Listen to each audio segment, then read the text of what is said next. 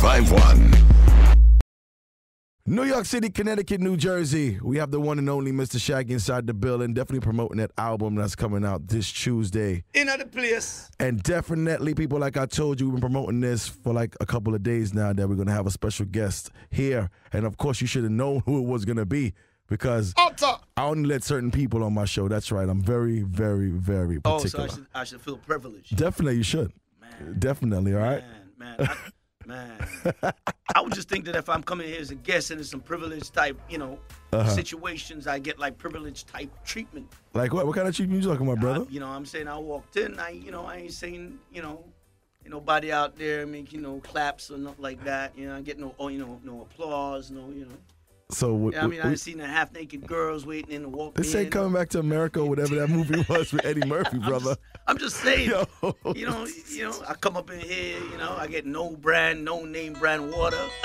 So, you know what I'm saying? Listen, guy. Phone ringing in the middle of my interviews. Yo, New York City, Connecticut, New Jersey. Listen, we have Shaggy in the building, all right? Understand what's going here, all right?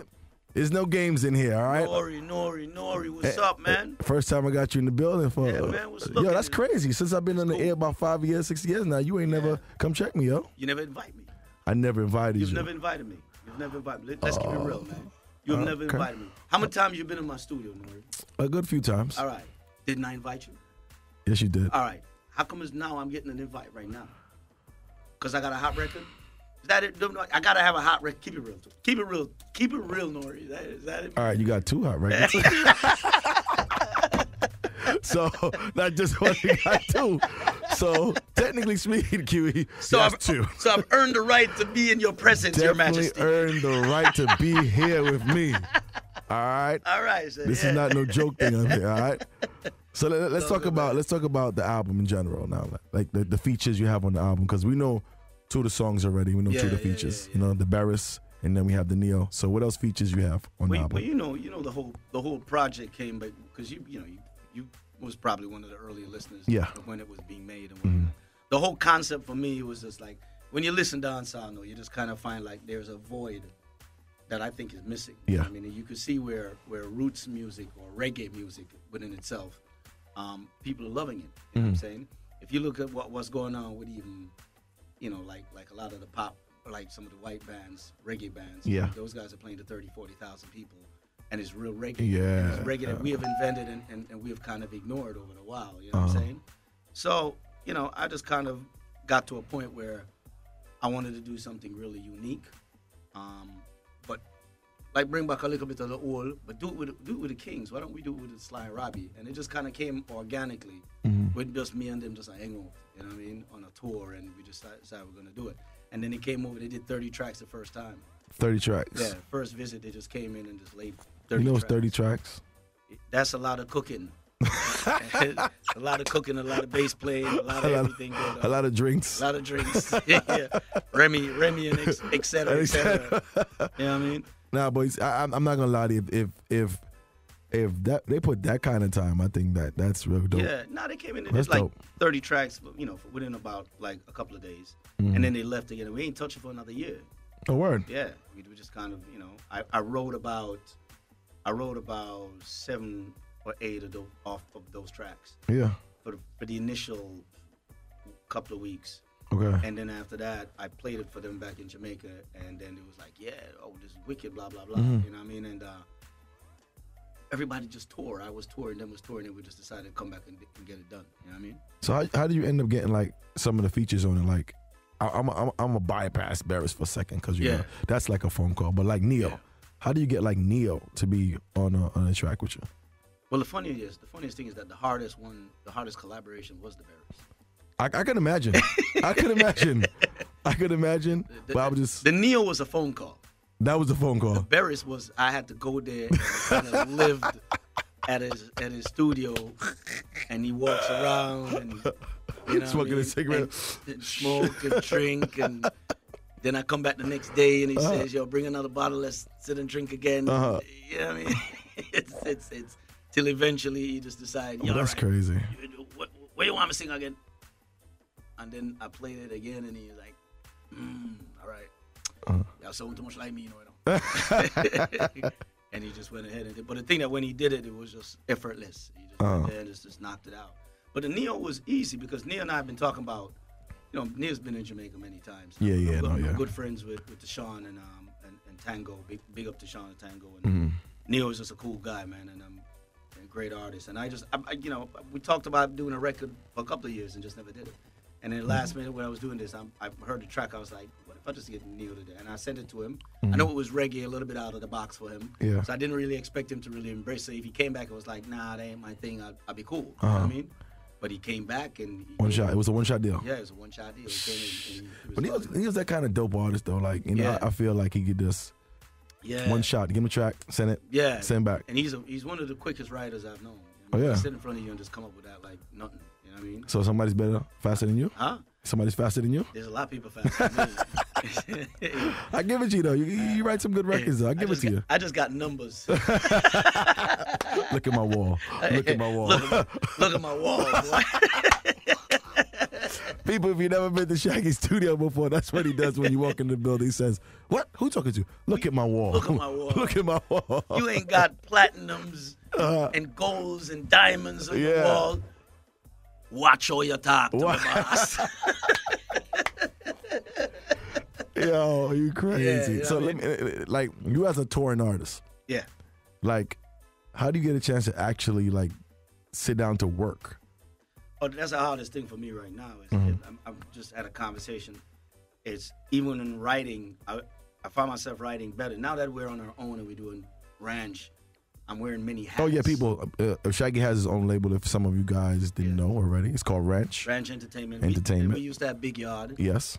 But then in Ranch now, to stay a focus on many things like, the songs and be creative like that. And then at the same time, you're talking to lawyers and accountants and radio disc jockeys and all that. It becomes a lot, you know what I'm saying? Then you got your own home life and everything that's going on. Yeah. So that becomes a little bit of a juggling act. That becomes harder to me at this point. And then you tour at the same time. Like last night, we were in Bogota last night. And big up to Bogota. Where is Bogota? Colombia. Oh, yeah. It's Jackson. Yeah.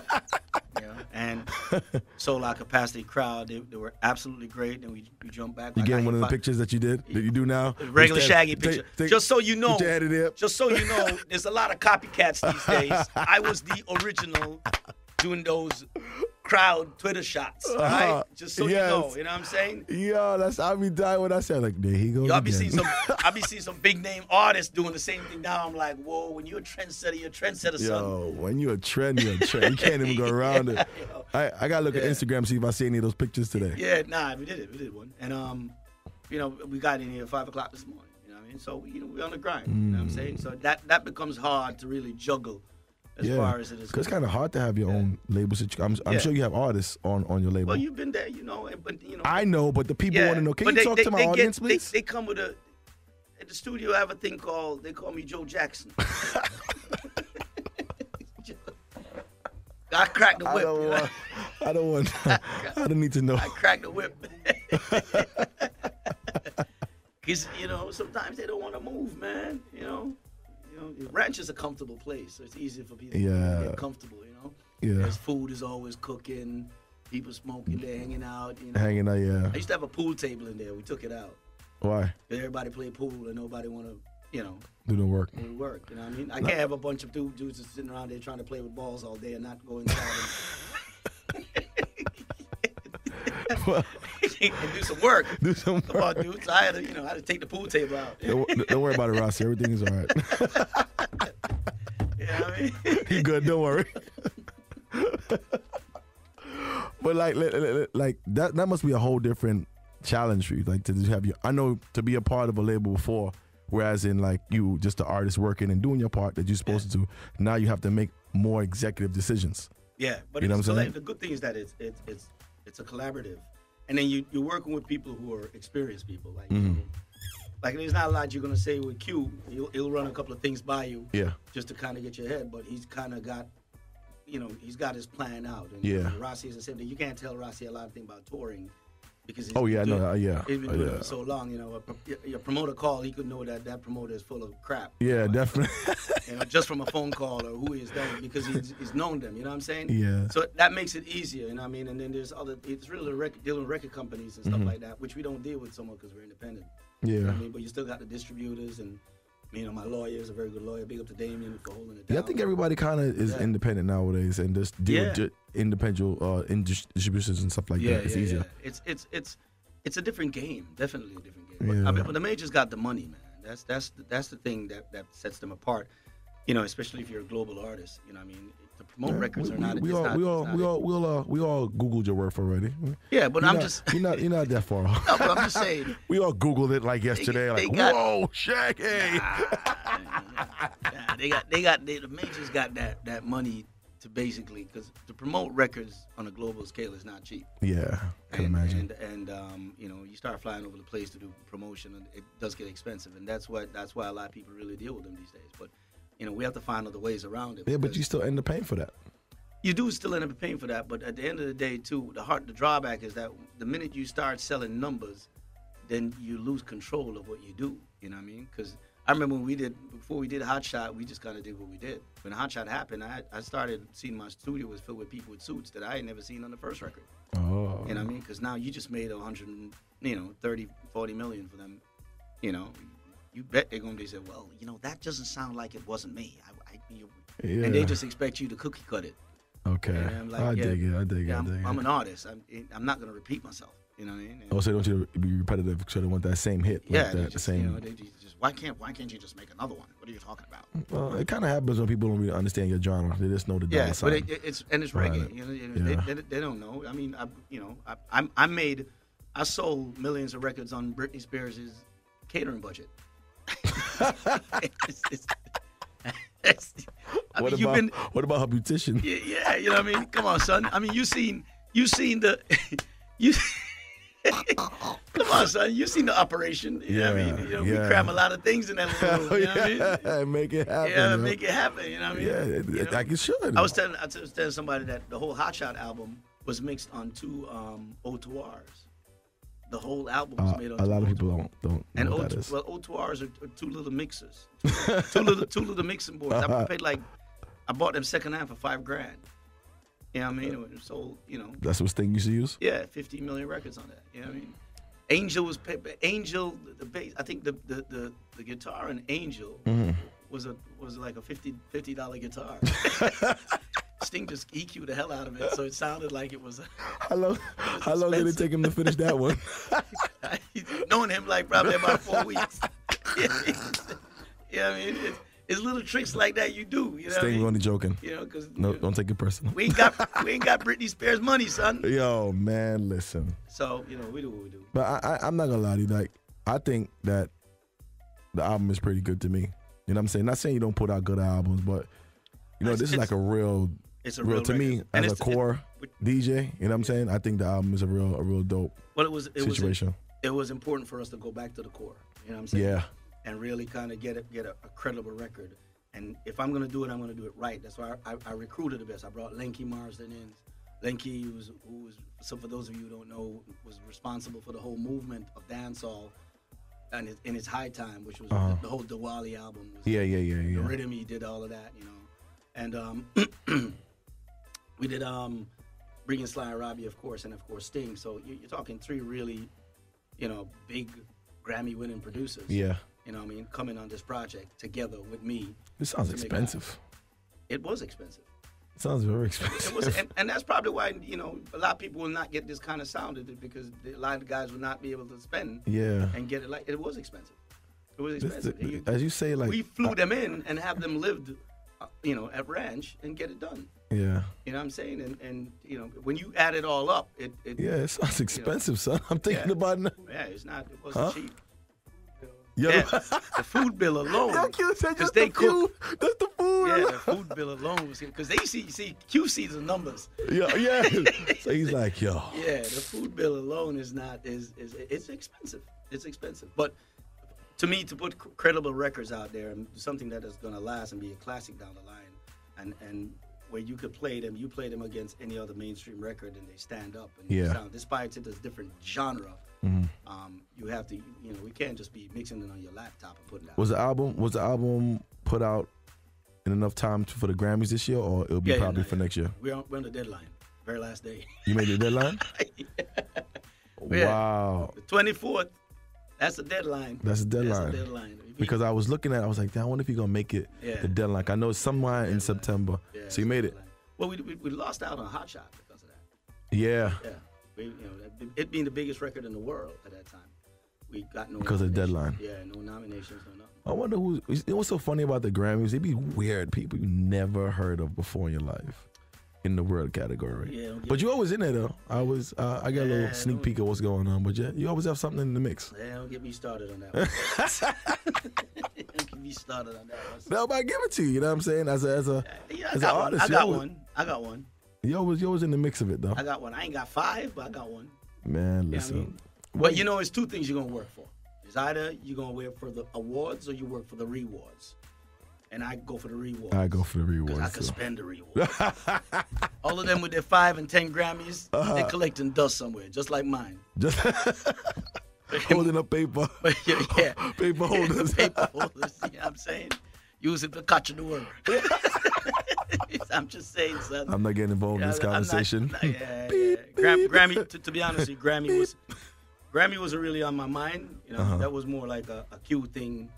To make sure that all the T's are crossed and the I's are dotted. Yeah.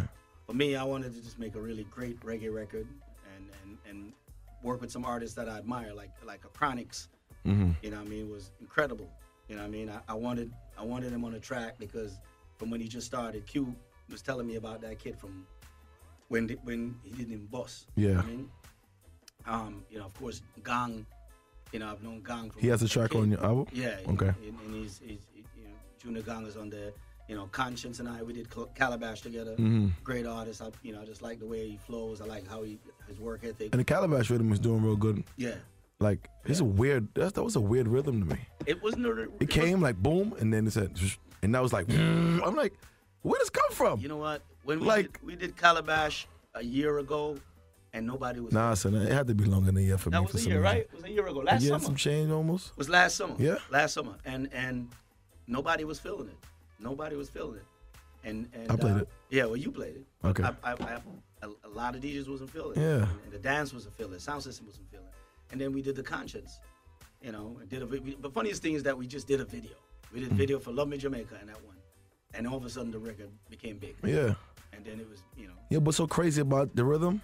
Like every island has their own particular record they love. Yeah. And it's the funniest thing Weird. is that we go to Colombia and in a lot of South American countries, they doing their own versions on it.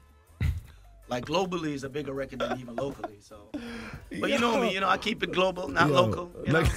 International. You know what I'm saying? How many passports you been to? I've been to. My passports are like little Bibles. Like little Bibles, right? Yeah, they're little Bibles. Dang. I stay gone.